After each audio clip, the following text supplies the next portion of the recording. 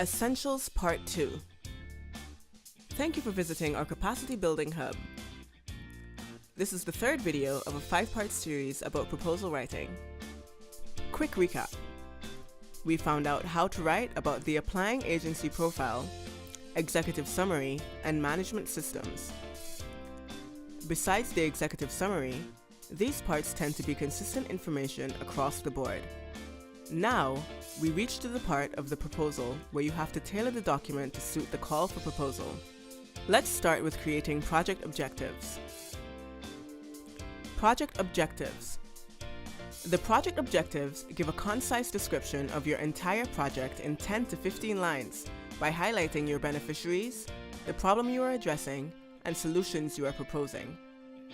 From this, you provide the donor with a concise synopsis of what your vision for the project is. State clearly what you hope to achieve by this project and how you will do so. What the specificities of your target group are. Give a clear breakdown of your intended target audience. How many activities you are conducting.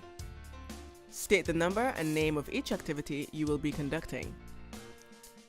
How many people will benefit from your activities.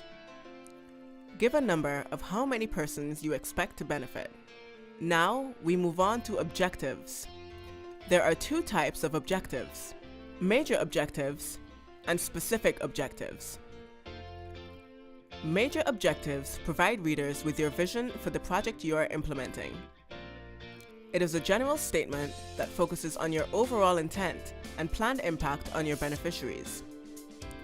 Whereas, specific objectives are measurable outcomes from the activities you intend to implement. These are tangible, concrete, measurable, and achievable within the project implementation period. Here's an example of our objectives. CPDC is desirous of undertaking a consultancy aimed at building the institutional leadership capacity of NGOs in the Caribbean to effectively manage their project activities and advocate on behalf of their constituents. Specifically, the consultancy is geared at the provision of advocacy training and the provision of training materials to NGO leaders across the Caribbean.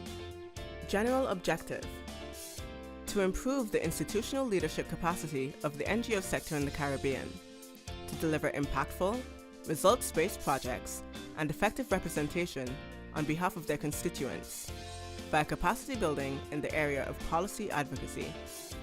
Specific objectives: 1. To formulate and develop a training curriculum for a 1-week advocacy training workshop for NGO leaders in partnership with the CPDC, which is inclusive of the following elements: introduction to advocacy and the advocacy cycle, build the advocacy strategy, tools for engagement in an advocacy strategy, such as social media. 2. To formulate training manuals from the above-mentioned training curriculum for online publishing by CPDC. Simple, right? Great. Now we move on to justification. Justification. Your justification is one of the most essential parts of the proposal, as it should motivate the reader to provide the support for your project. The justification should range from 5 to 10 paragraphs. It must identify the social problem you are addressing, describe it in detail at national level, and link it with the goal of your proposal or target group. It must also include what authorities on the subject and persons of interest have to say. You can use publications and newspaper articles. The justification answers these questions. 1. What social, cultural, or economic cause is your proposal attempting to address? 2. Why is it important to address the challenges you have identified? And 3. Who are the authorities on the subject, and what do they have to say about your problem that you are seeking to address? Here is an example of what it should sound like. The NGO sector in the region faces myriad challenges. There remains a pressing need for enhanced institutional and human resource capacity in the sector. This includes increased capacity for project management, policy research, and advocacy. Importantly, There is a need to build the capacity of the sector's leadership to respond to the ongoing and emerging challenges that continue to impact the sector's ability to function effectively. The face of the sector's leadership is made up of both mature stalwarts who run NGOs that have been in existence for over 10 years, and new leaders that are managing growing organizations in new sectors. Simple, right? Thank you for watching, and see you in the next video.